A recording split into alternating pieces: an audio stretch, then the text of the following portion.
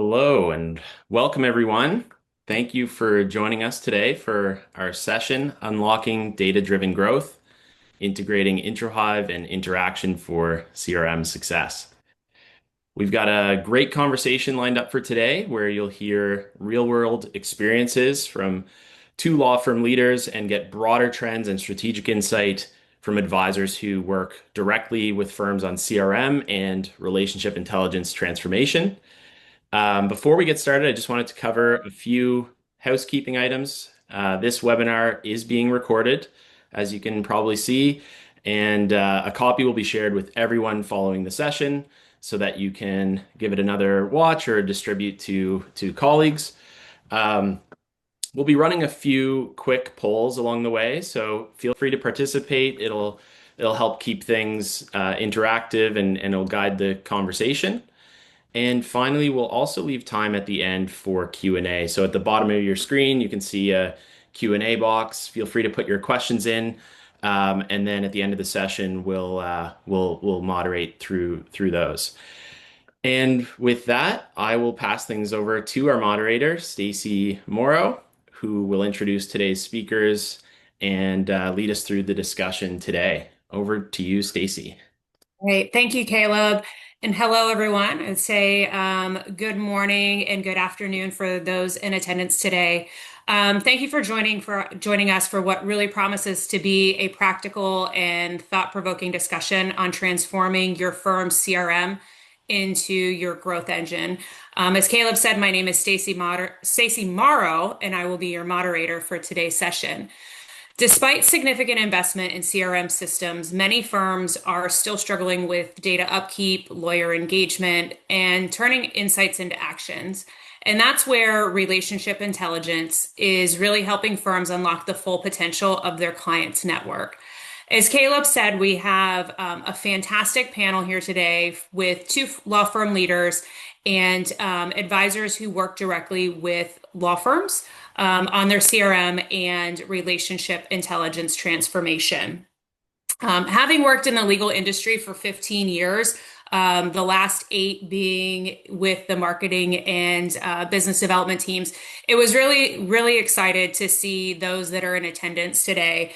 But even more excited was when I was asked to moderate because I had the opportunity to work and collaborate here again with some current and former colleagues and clients. So with that, I am going to ask each of them just to briefly introduce themselves, their name, role, the firm or organization that they work with, and just a little icebreaker to get things started here. But so in one sentence, these are to our panelists, what are the biggest CRM challenges that your firm or you may hear your clients speaking about today? So, Celine, I'm going to go ahead and start with you.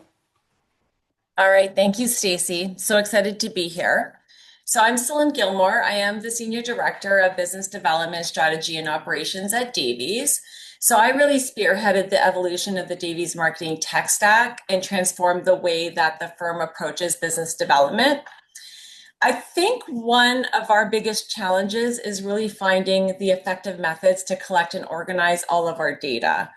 The data we find the most valuable really comes in that free-form text field, and it kind of makes the way that we store and analyze it a bit more challenging.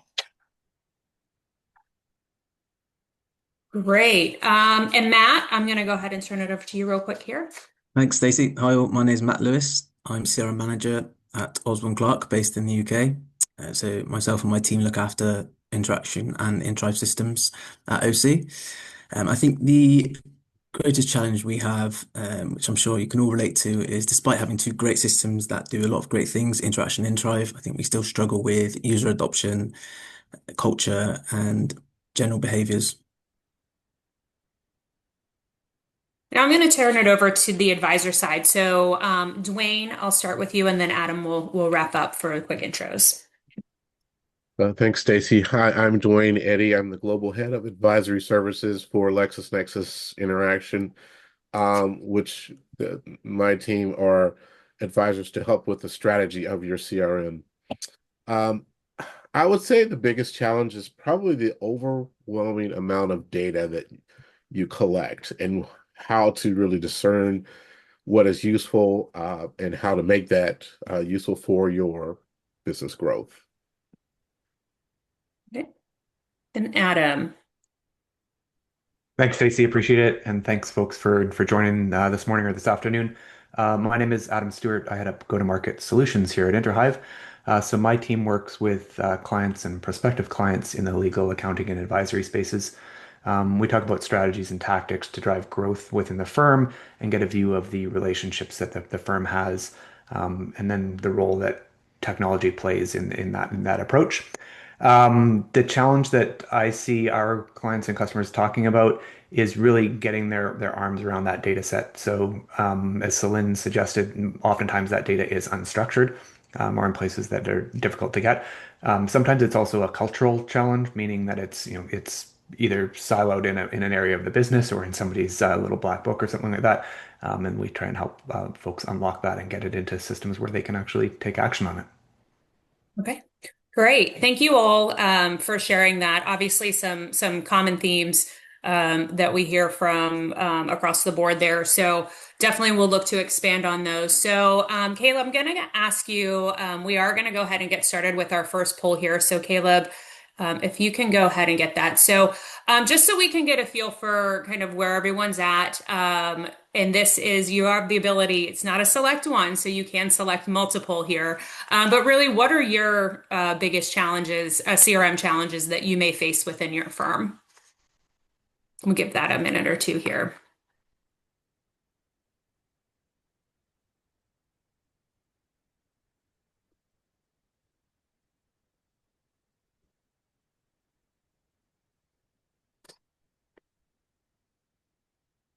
And see, I think everyone hit on each of these when we added these selections here. So thank you for saying confirming that our options are accurate. All right. All right. Thank you, Caleb. So let's see here. So user adoption and engagement, that obviously we heard that each of you all touched on that, and data integration. So, as we look at these, just for the panelists, kind of keep this in mind as we get into some of the questions and how we might want to gear and provide some guidance to those in the audience. So, really, let's kind of think if start with like the real big picture that we have here. So despite how essential CRM systems are, most law firms still struggle with adoption, obviously data quality, and turning information into insights. And that's clearly the order that you all are facing those. So thank you for confirming that. But really, we want to understand. So Celine, I'm going to go ahead and start with you again here. But really, what has been the most persistent CRM challenges that you have faced at Davies?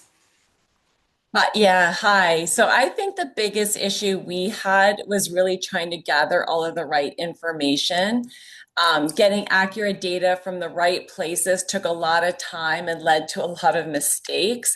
So I came from a world where our systems were very siloed. So I spent the last number of years really kind of focusing on integrating the data. And at first I thought, oh, this integration is going to be simple. But then I realized quickly that every department's doing things a little bit differently. Everybody has their own formats. And it was really kind of tough to try to figure out is like, what is the important pieces of information that I need from each of the systems that can then drive the decisions that we need to make to help us kind of create those actionable intelligence.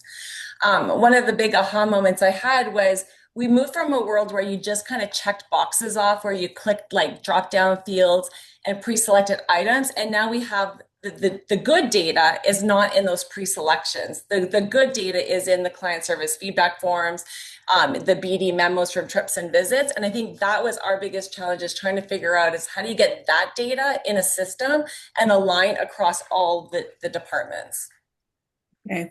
And Matt, are you experiencing have you had a similar experience at Osborne Clark or even at previous firms that you may have worked at? Yeah, okay, what Celine would say, but having worked at five different firms with Interaction and two firms in total with InterHive, I've sort of seen the main thing I see is about user adoption and behaviors and culture. Whilst, these systems do a lot of great things and they can automate different things, particularly in Tribe with some of the tools that I'm sure we'll speak about later.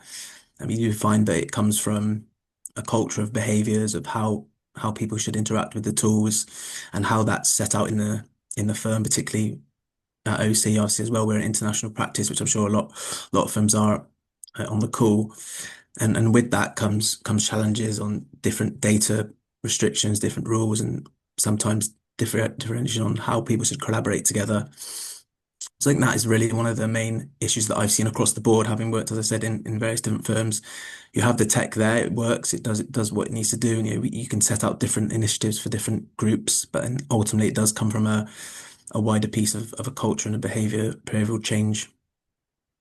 Yep.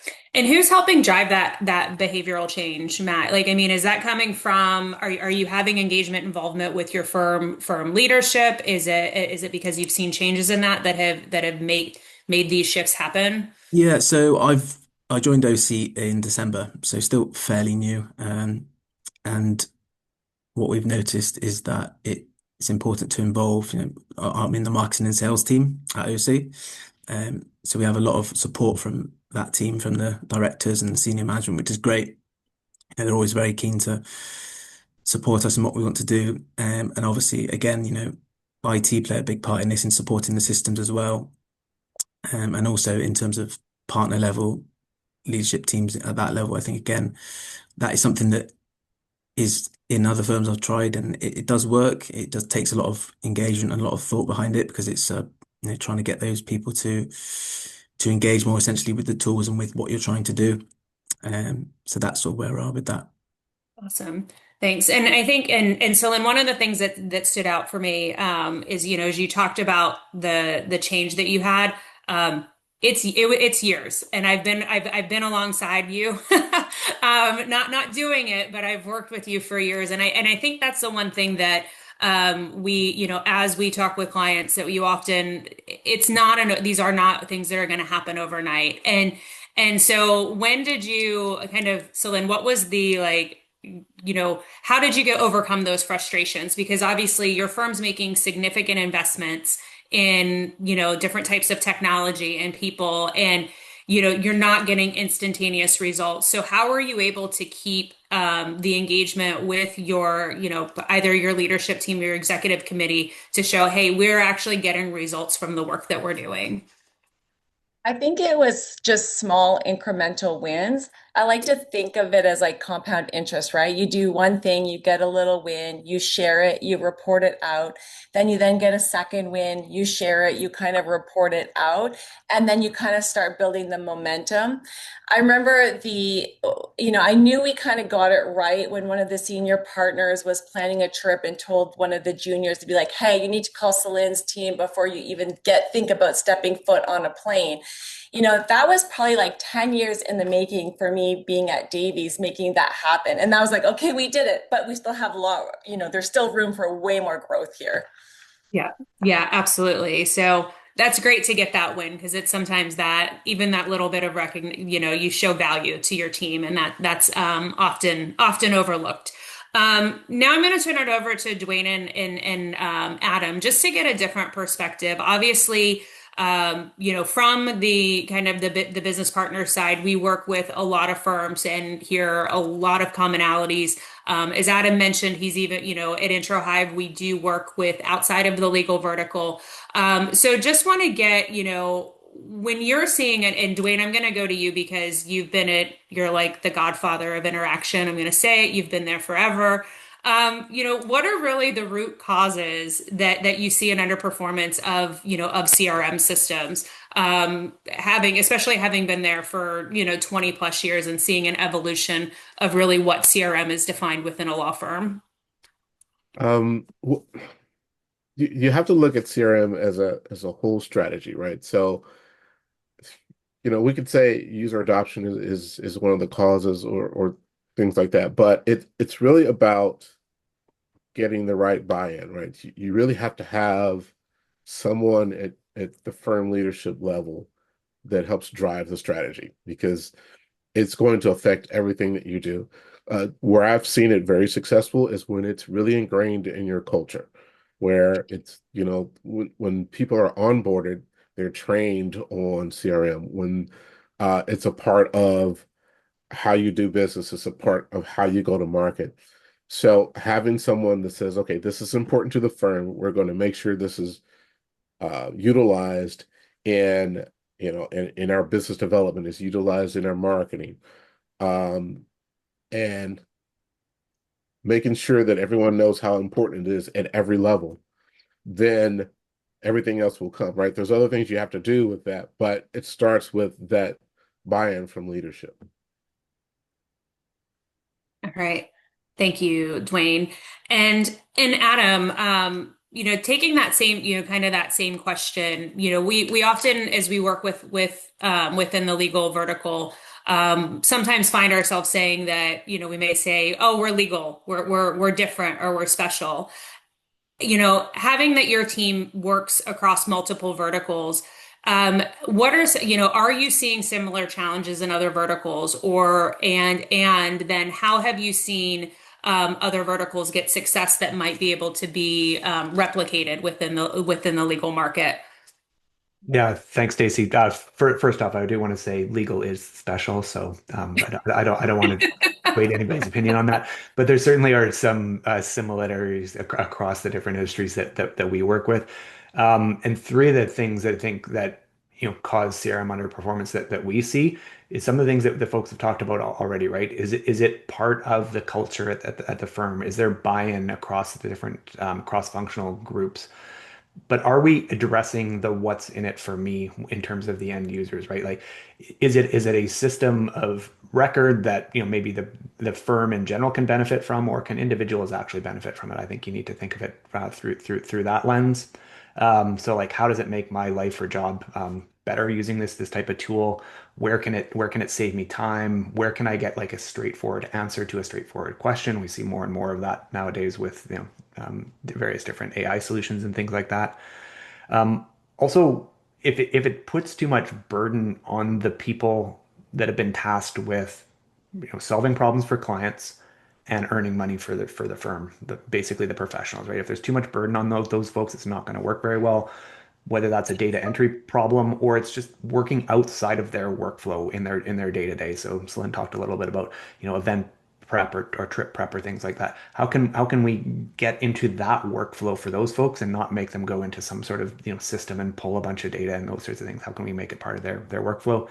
And then I guess the third thing is turning that system of record into a system of insight. So meaning that again, it's just not a database of tracked activities. It's, can you help guide me to that needle instead of making me go through the entire haystack there?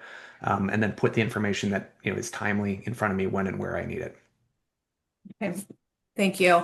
Um, and since we're talking on this, I did see a question come up that, we've hit on. So I do want it because it's kind of relevant to the discussion here. But, we think of user adoption, right? And, going back, and I remember Dwayne, you and I had this conversation years ago, right? User adoption used to be, okay, I'm logging into the system, clicking in, going my clicks, doing the logins. Have you seen that definition of user adoption change? And really, how do you begin to benchmark and measure that information? Absolutely, it's changed. When you think about user adoption, you're thinking, I want to see my lawyers in the system using it, right? That's not necessarily what it means.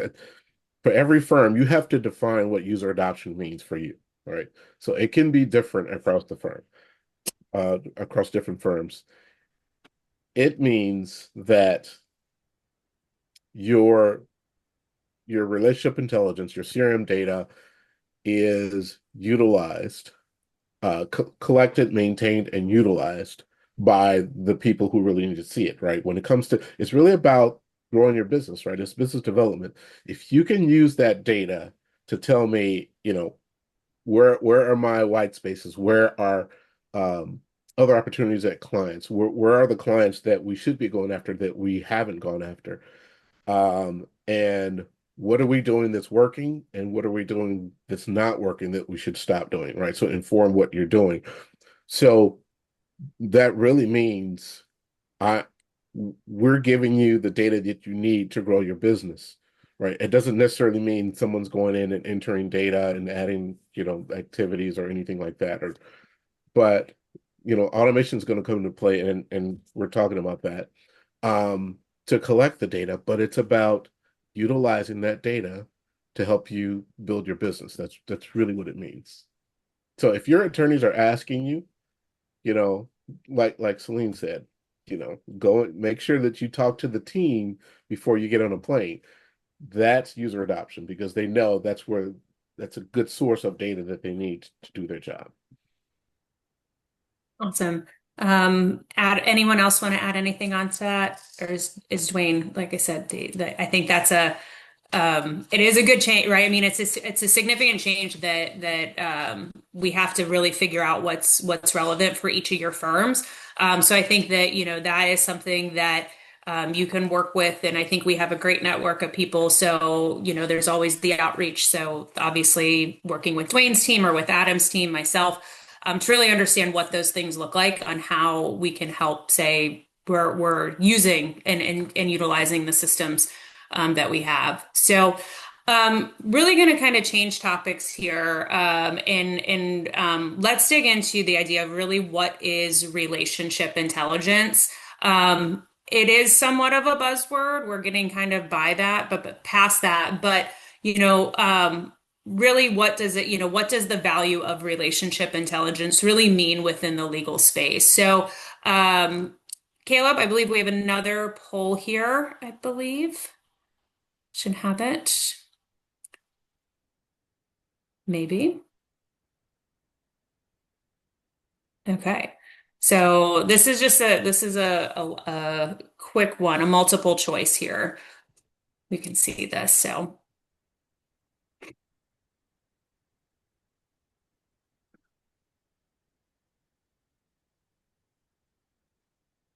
all right. So we'll give a couple seconds here for everyone to answer. But really, how confident are you that your firm is fully leveraging your existing relationships? So we'll get that finished here. Okay. Good. All right. We'd like to turn that not confident number up. So we want to get that. So I think, Matt, I'm going to go ahead and start with you, right? When we think about it, can you give like real examples? I know Selena shared one already, but just really, a real example where intelligence has surfaced an opportunity or been able to improve, outreach or efforts that your marketing or business development teams maybe taking or maybe looking to do. Yeah, for sure. I have a few examples that are quite similar. And before I touch on an example, I'll just give a bit of background to, how it's been helped with how InTribe has helped.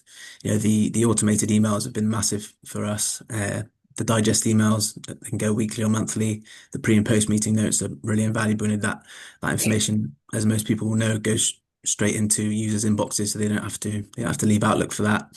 And the examples of that would be there's a few. My colleague Ruth done some training in our Italy office, and while she was showing the different emails, the different tools, the user didn't saw a contact that an internal contact that knew one of their contacts they didn't know, and that then started a conversation. No, I didn't know that this person in the London office was also knew one of my contacts, and they'd been speaking to them about certain information, and then that sparked a conversation. We've got many examples of that, and again, that's just purely from the digest emails, the pre and post meeting notes, these alerts that InTrive can offer. They're only small things that that people may see, but they can lead to big positives within a business and help collaboration as well. Yeah. That's great.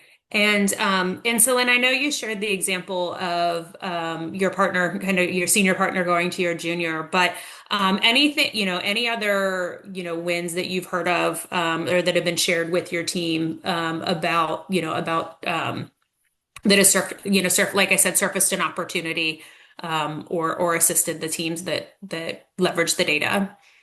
Yeah, we're not yet fully utilizing all the features that Matt just spoke about, but those are definitely some really interesting features. We just haven't been able to necessarily get the buy-in to put that data in front of the partners. For us, the relationship intelligence is really at the heart of everything that we do within business development. One of the recent examples that we've used it for was one of the partners came to us and they wanted to put on a highly curated event with very senior decision makers, board of directors, C-level, and we didn't necessarily know if we had the relationships or not. And it was really our relationship data that we combed to kind of figure out is like, okay, well, we wanted clients and prospects, right? So we're trying to figure out so we grabbed data from Cap IQ to figure out is like, okay, who's on the board of directors that we want to bring to our event. Then we applied our relationship intelligence data from InterHive on top of that to say, okay, well, we can get to this person through this person who knows this person. And at the end of the day, we ended up actually filling a room full of very senior decision makers. We were able to kind of showcase our brand, showcase our subject matter expertise, foster really meaningful discussions with these guys. And we actually even got a few new business opportunities out of it because once we got them in the room, we got them connected. We realized that they were on other boards that we were pitching work for. So it kind of came together nicely. But it was a lot of work still, a lot of manual work on top of it. Yeah. Awesome. That's so great to hear. And I know your team does a lot of events. So they share that with us and they do fantastic events at that. So I know that they do leverage that on a regular basis. And so Adam, I'm going to pose this question to you. So we think of relationship intelligence and historically it's always been, just a who knows whom, right? You think of it like who do we know, right? As far as the relationship. So how do we really how has relationship evolved to extend beyond what traditional, really uses of traditional CRM? Dwayne mentioned looking at things of, how do we go through like white space and looking at that. So how have you seen firms, really get beyond just knowing who knows who? Yeah, that's certainly where it starts, right? And when we talk with firms about relationship intelligence, we mean a system that identifies, scores, and maps those relationships that the firm has with the outside world. So whether that's with clients or prospects or service providers or vendors or other business partners, it has to understand who those people are, where they work, how to contact them. It creates a relationship graph, as we call it, to really answer that question that you brought up, Stacy, like who knows who and how well. And then it takes that data set and puts it into a system of record like a CRM, and then provides valuable insights based on that data and signals on that information. It understands that people and their jobs and their relationships change over time. So it brings the insights based on that information to you when and where you work. And it does all this without requiring people to do a bunch of data entry. So Dwayne brought up, white space analysis, for example. So that's areas where you have relationships, but you're not doing any business. Maybe it's a different, practice or service line that you're bringing in. It could be areas that you're looking to expand into that you've got people that can make those introductions. And the people that we're talking about there, right, is people that the firm has done work with in the past. I think that part's fairly straightforward, but it's alumni, it's laterals that are moving into the business, it's people moving in and out of clients or prospective clients, it's board members, it's charities. And you can start to identify a number of different use cases that we'll talk about here in a minute, but signals on where you have opportunity and risk within the business is probably the biggest thing that you get from relationship intelligence. Yep. Dwayne, would you like to echo Adam's remarks there, or anything you'd want to add? Yeah, he's definitely right. It's you want to, your CRM has all the basic data in it, but it's all really about how are your clients and prospects engaged with your content, or how are your lawyers engaged with them. And it's also about current engagement too. So because data becomes stale really quickly, and um, but you want to look at what's happening right now because that's more relevant, right? What happened, 2 years ago may not be as relevant. It may be a start, but you want to make sure that you have current and relevant engagement data today. Yeah. All right. Um, And obviously going back to the first polling question, adoption, and I asked about this is just really, obviously it's a big barrier that most firms, it's probably the biggest barrier that firms encounter. Really, attorneys are not, and partner lawyers and partners are not going to want to do data entry. So when we think of, how are we capturing this data in the audit, and Dwayne, this is going to go to you. How does automation help overcome, hurdles that we're facing to begin capturing this data? And what do firms really begin seeing in terms of engagement and accuracy once we can begin collecting the points and helping our teams? Yeah, I mean, Adam said this. It's for years, Interaction has built tools and tried to do things to get lawyers to really use the system, right? So we had to redefine what user adoption means. Um, and we hear more and more that firms are saying, okay, we don't want our lawyers to have to do really much of anything, but we still need to collect their data. We need to understand who they're talking to, and their engagement. So automation is really important to when it comes to that, because that collects the data to allow us to do that analysis. That's where the relationship intelligence comes into play, because then you can look at that data, just as I mentioned before, to look at what the engagement looks like. It's not just numbers, it's also, current engagement and things like that. So that automation is going to give us that data. And also it takes the human element out of it, and which is prone to errors, right? So, if people do data entry, they may just enter something just to get through the screen, or they enter inaccurately. But if you have an automated system that does that, then you get more accurate data and more relevant data. Yep. Perfect. So you said a great thing there, or just something I find very interesting is the collection of data. And Matt and Celine, I'm going to turn this question to each of you. And you may or may not have been involved, obviously, with the decision around getting, a tool like InterHive, or the relationship, a relationship intelligence tool.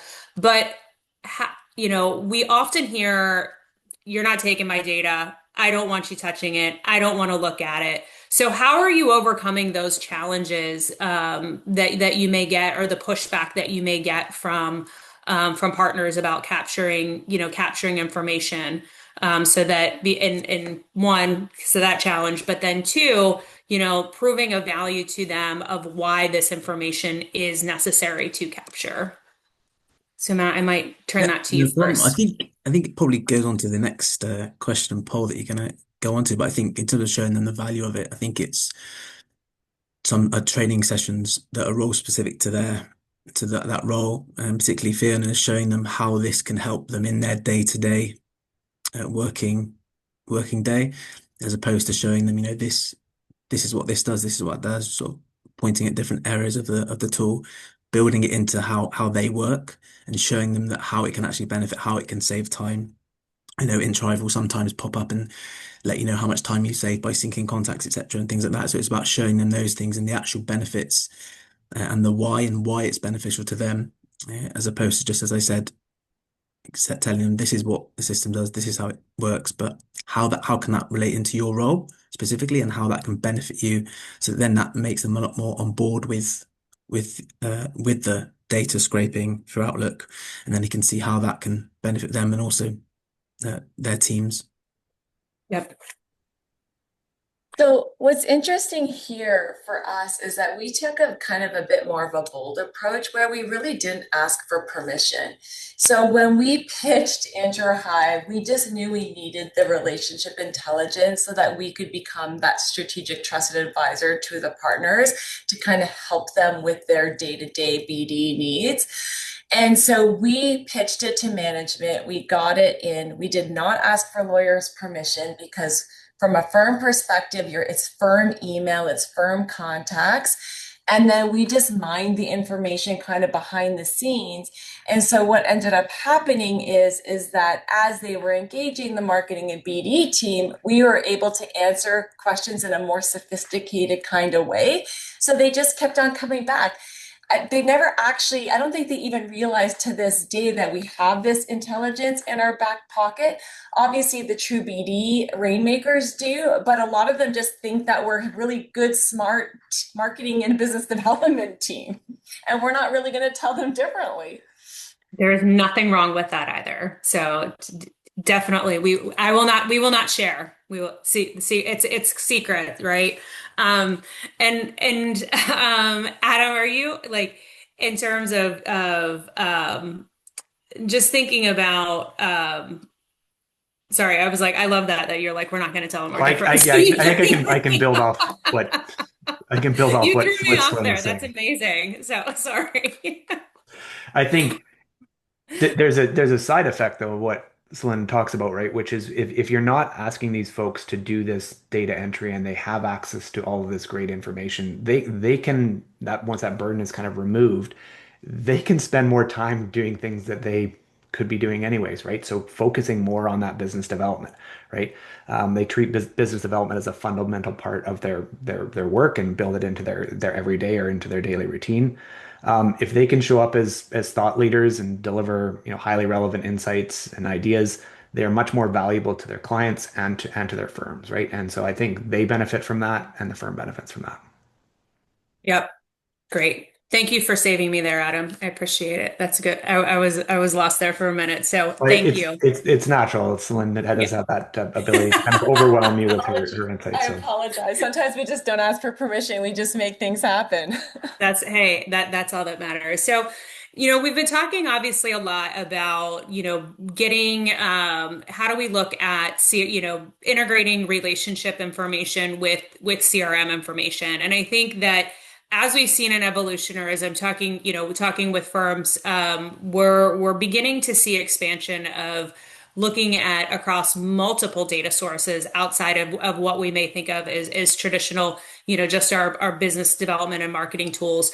So, Dwayne, how are you seeing, as the firms that you're talking with, how are you are you seeing them utilize CRM data, relationship data, maybe financial data, experience data? How are you begin seeing all these various data sources begin integrating together? And why are your firm, why are some of the firms looking to do that? Um, this is your CRM ecosystem, like you said, right? Because the CRM data is the basic part of it, right? These are the contacts, who the your clients and prospects and important, alumni, all the important contacts that you have. But that's just the start of it, right? So all the other data is important because this is really where relationship intelligence comes into play again, right? It's not just that engagement, but you need the evidence of what you're doing is working, right? So if you bring in billing data, or like I said, you need to understand their engagement with your content. That's coming from an external system also. All of that information is a part of your CRM ecosystem. And in order for you to really utilize it properly and to analyze what's working and what's not working, you need all of that data kind of together. Now, it doesn't necessarily have to be integration, doesn't mean I have to bring everything into the CRM. It means that I can utilize that data together, right? So when it comes to reporting, you do that analysis. I'm bringing that data together for the reporting, not necessarily, to carry it over into our CRM. And so that integration could mean something different, right? So integrating InterHive data into InterAction is important to understand those relationships. That's just a part of it, though. And all those other systems are important when it comes to that analysis. Yep. Good. Adam, do you have anything to add on that? Because I know that obviously when we think just from your experience in working with other verticals, I know we see, as I'm talking even with my colleagues at IntraHive, the other industries are beginning to really intermix and mingle data, and we sometimes see we getting away from a point to point solution. So how are firms, or other users, really kind of trying to mix all of this data together, and why is that important for them? Yeah, I think at the end of the day, the firm wants to end up with a clean, accurate, and up-to-date information source, or point of data, and whether that's the CRM, or it's a data warehouse or a data lake, and it's a centralized system. There are downstream impacts of that, right? Where the data ends up from a marketing automation system, how it comes in from practice management or from time and billing. Um, but really, it's getting the information out to the people when and where they need it, right? So where they're responsible for driving the growth of the firm. To the extent that you can get more of this data in front of people when and where they work, and not make them go seek it out or query for it, it's just going to make everybody's lives a lot easier. And then those firms then are seen by the clients as being client-centric and thought leaders and an important partner for the business. So I think that's what it means really to the outside world. Yep. That's great. And I know, Matt, you had talked about, you're getting some of your attorneys and are getting some of the pre-meeting digest. But where are your, and thinking, and this actually will be for Matt and Celine, like what tool, I guess, how are your attorneys leveraging the relationship or CRM data? Is it something that like they're actually getting into interaction, or they're getting into IntroHive, or are there other areas that information surfaced for them to be able to begin looking at these the data sets together? So I think a lot of our people are into going into InterHive and looking at different functionality once they've seen the data they can get from the digest emails. Got a few users using the maps functionality, which is another really good uh, tool that InterHive offers, which can obviously create a structure of a company so people can see that, users can see that. I think what we're also trying to do is, which I'm sure a lot of firms are doing as well, which is create our own sort of Power BI dashboards. So users can see the data in another format, and sort of slice and dice that within a Power BI dashboard. So we're in the process of integrating InTribe and interaction data, as well as our email marketing data, into a dashboard, so that can be sliced by client, selected by client. So we have the client view of all the key information. So that's another route we're going down, and we're sort of in the early stages of that. That's exciting. Yeah, I've heard a lot of clients that we work with doing that, really beginning to pull it into kind of that singular view, just to make it easier for attorneys, and even beyond, beyond just kind of what you just mentioned there, Matt. I've heard a lot, some firms bringing in financial information as well, right? Really looking at, how are we, just because we have a top relationship with them, are we actually getting, are we billing them, right? And kind of really looking and identifying that. So I think that there are some ways that we're definitely, we're seeing a trend of people beginning to leverage that relationship data, and beginning to make and connect the dots between how well we know them, and what we're actually getting from them from a business perspective. Um, so I know we've talked about kind of a lot of lawyers and using that, but when we think about the impacts of relationship information, kind of really on how it may impact your business development teams, have, Dwayne, I'm going to go to Dwayne here. So, like, what are some KPIs that firms may be able, or you've heard some firms leveraging to actually really measure the success for the business development teams of harnessing that CRM and that relationship information together? Well, first of all, you need to take what is important to your firm and how you guys go to market, right? So, what are your growth plans? Is it referral management? Is it, um, lateral hires? How do you plan on growing the business? And then you take KPIs from that. You start to measure or benchmark where you are, because collecting all of this data that we're talking about, whether we do it in an automated way, or, we have some progressive lawyers that enter data. And um, we need to understand the effect that we have on the business, right? So that KPI will say, you'll have something that says, okay, look at our top clients. Let's understand what we're doing with those top clients. What kind of engagement do we have? How many relationships do we have? How, how deep are our relationships there? And see, why are they a top client? We could use that to say, as a formula to say, all right, for our other clients, we need to do something similar. We need to um, increase the number of relationships. So if you know how many relationships you had when you started out, you make it a KPI, over a period of time. That takes time to build the relationships. But you could say over a year, we want to increase our relationships by this percentage. Or you want to increase our engagement with them over a certain period of time. And also, again, I keep talking about this. You need to understand their engagement with your content, because that's also an indicator. That's a KPI that you might want to use to say, okay, they're not attending our events or sign up for our newsletters. We need to increase that. So we're going to use that as a KPI to understand, to help build our relationships and either maintain that client or get them as a new client. So those are some things that I see that are pretty common. Great. Adam? Yeah, just to build off that, certainly the signups for the newsletters is one, but our clients also talk a lot about the deliverability of those newsletters as well, right? So, if you have a bunch of those newsletters that are bouncing back, that's not a great position for you, right? So if you have the most clean, accurate, and up-to-date information to get the information out there, much more effective. We see them driving better attendance for firm-sponsored events, both who to ask, and then the proper relationship there. Um, we see firms that are trying to win a specific piece of business by being in the right place at the right time with the right insight, uncovering opportunities for the firm for growth by knowing when a past client, for example, lands in a new company and that's a potential opportunity for you.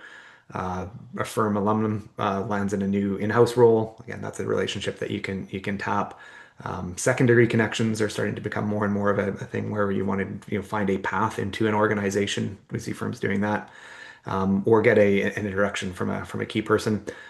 And then probably lastly is risk mitigation, right? So when a partner leaves a firm, either through retirement or for some other reason, how do you make sure that those relationships don't walk out the door with that partner? But think of that's succession planning, but you can also think of succession planning on the client side as well. So when a key buyer, for example, leaves the business, either again from retirement or they happen to be an executive leader had too much fun at a Coldplay concert and is no longer with the business anymore. Like where else do those relationships exist within the organization, and how can you pick that up so that the business that you were working on isn't gone? And I did say that was the last one, but it also impacts recruiting and retainment of talent as well. I thought Celine was going to be the only one to make me laugh there today, so that's it. That's a good, that's a good one there, Adam. So, um, really good. So, to Celine, or actually, I'll go to Matt here. So, just as far as have you, like actually seen, I mean, I know we've shared some examples, and obviously we want to, specific, have there been any specific results that your business that have been able to help your business development teams with getting this, the data, like having the data, or specifically through automation where, they're coming in and saying, okay, this actually really helped me. And I want to continue to get this information and see value in using these tools. Yeah, I think sort of it's a BD and marketing one essentially, really. I think because, within InterHive, we're aware of sort of the strength of relationships. We can see who's engaging and more importantly, who's not engaging, who's not synced into interaction, so therefore not receiving any mailings. We're able to advise our BDs to speak with their partners around whether the list, the invitees to a list, mailing, webinar, event is the right area, is targeted correctly. And that's been something that's really helped us actually, because and then they can suggest that the partners can then go and sync some contacts that need to be on a list that aren't receiving anything. Some of them are important clients, right, that are just sat on InterHive, but because they haven't been synced into Interaction yet, they're not receiving our preference mailings that we send out to all new contacts added, and then following that, they're not receiving events, webinars. And that in all is BD, it's client care, right? Because we're making sure that our clients are getting the right mailings. And by having that uh, relationship intelligence on InterHive and seeing all the data and seeing what's not on Interaction really helps our BD teams with when they're working with their partners for targeting their clients for different mailings. Absolutely. Yeah, and that's also going to probably tie into the word, right? It was really kind of the selling, right? The cross selling that you may try to experience, that firms want to have, right? I think that it goes beyond just your mailings, but really how do we begin leveraging this data so that we can make sure we're providing services to your clients in all practice areas, right? Because that's obviously it's easier to grow business versus to gain a new client. So we have about 9 minutes left. So we do have some questions here that not necessarily, I'm not going to direct them anyone. So I'll just go ahead and get them out here. And if somebody wants to jump in, um, to get them here. But um, let me see. So, what here, I'm going to try to phrase this properly. So, in terms of what applications of relationship data are used to find potential opportunity and or identify risk? One. So that could be related to potentially attorney adoption, insights, or how are we using that relationship information, and what applications be used.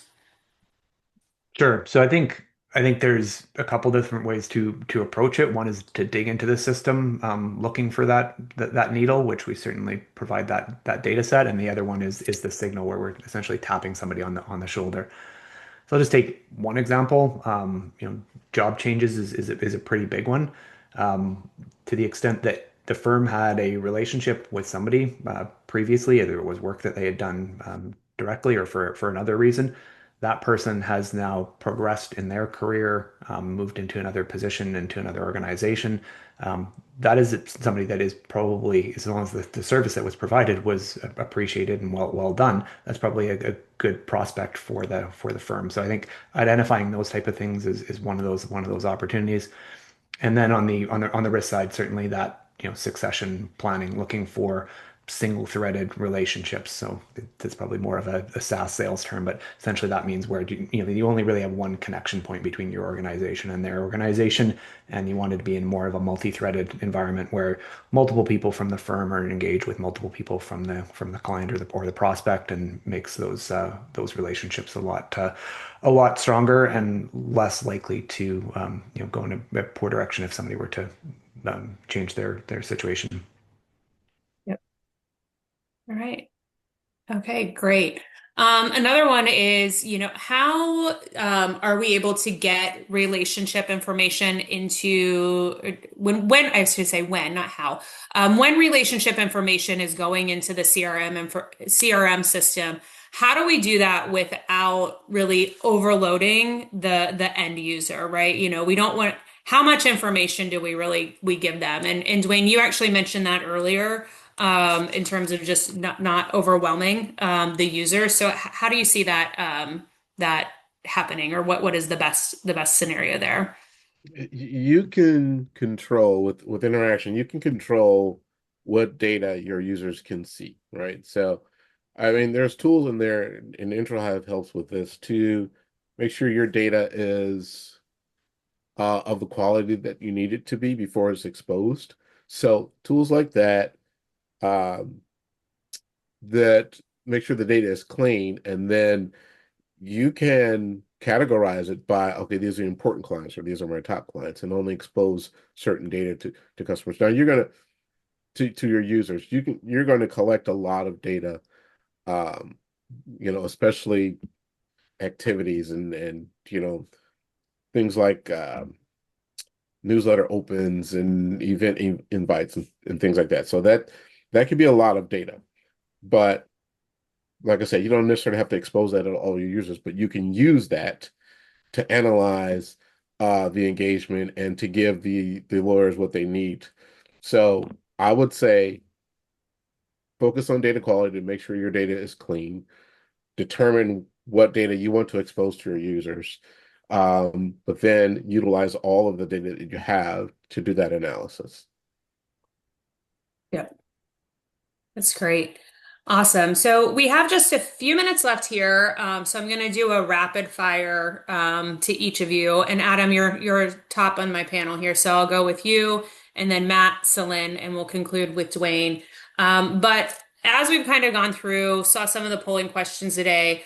What is one piece of advice that you could give to a firm that's really kind of, they're maybe just starting out this CRM and relationship journey, or they're trying to maybe evolve the journey that they're on. I'm gonna go word of advice starting. Adam, we'll go with you. Yeah, it's a good question, Stacy. If I had to think of a piece of advice, I would say, start simple. You can get a full picture of the firm's relationships much faster than you think, and you can put yourself in a really good future-friendly position to get that data into a system of record, where you can then drive more engagement and insights from. Okay, awesome. Matt? I'm gonna stick with what I've said a few times here, which is behaviors and adoption. So I would want to start with define, what you want your users to do and which roles, what they're going to be doing with the system, depending on their role, and then find some champions within those different departments that can really support what you're trying to do to build out. Okay, great. Celine? Yeah, I'd have to say the same thing before implementing any system. Just be really clear in terms of what you're trying to achieve. Because otherwise you'll never know if you've actually met the mark. Are you trying to get better insights? Are you trying to streamline business development? Are you trying to be more efficient? But just set clear goals. Okay. And Dwayne, last but not Yeah, least. I was gonna say I agree with Celine. If you don't know where you're going, how do you know when you get there, right? So that your goals. But and I'll go back to what I said at the beginning. You really need leadership buy-in. All of this won't matter unless you get support from high up, and it's important and it's in part of your culture of this of your firm to make it really important. Okay, great. Well, thank you. We are pretty close to time, so I just want to thank Adam, Matt, Celine, and Dwayne for sharing their insights today. Thank you for everyone that joined us. Um, if there's any information that you like, feel free to reach out to your respective account managers or client success team at either InterHive or InterAction. We'll be happy to have conversations and pick up the discussions with you. But really, I think this was a great discussion. Thank you all for your time today, and have a great afternoon and evening to everyone.